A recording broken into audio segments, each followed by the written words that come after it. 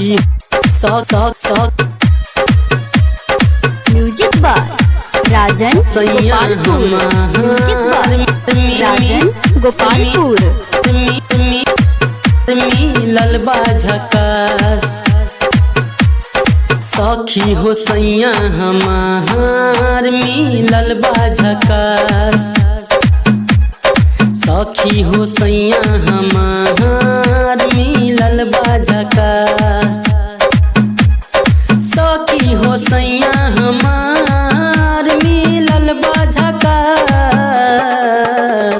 कैसे बताई बतिया लाज लागेला सखिया। सखी हो सैया हमार मिलल बा झकास। सखी हो सैया हमार मिलल बा झकास।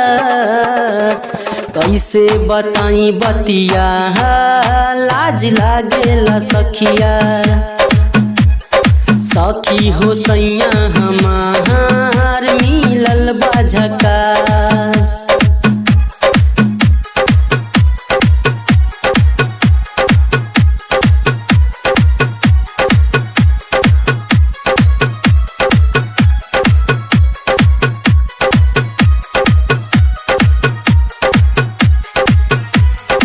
Mix by DJ Rajan Gopalpur.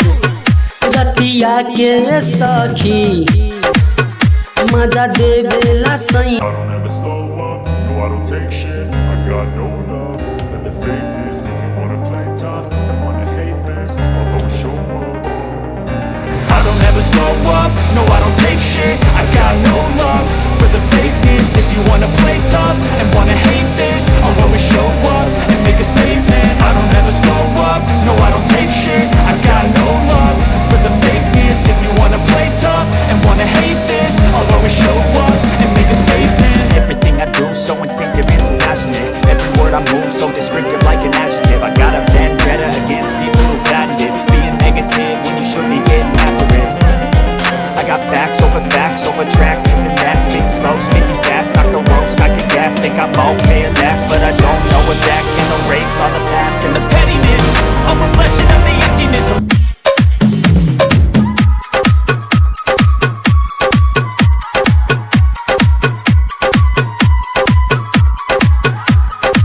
Mix by DJ Rajan Gopalpur.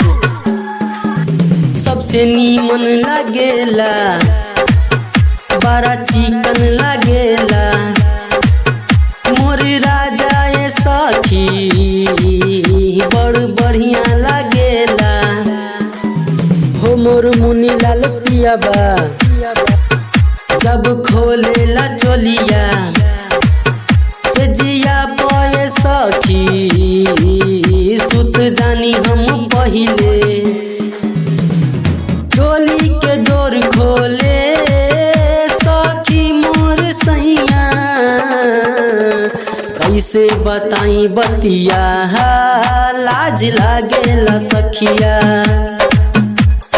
सखी हो सैया हमार मिलल बा झकास। सखी हो सैया हमार मिलल बा झकास। कैसे बताई बतिया लाज लागेला सखिया। सखी हो सैया हमार मिलल बा झकास। सखी हो सैया हमार मिलल बा झकास। कैसे बताई बतिया लाज लागेला सखिया। सखी हो सैया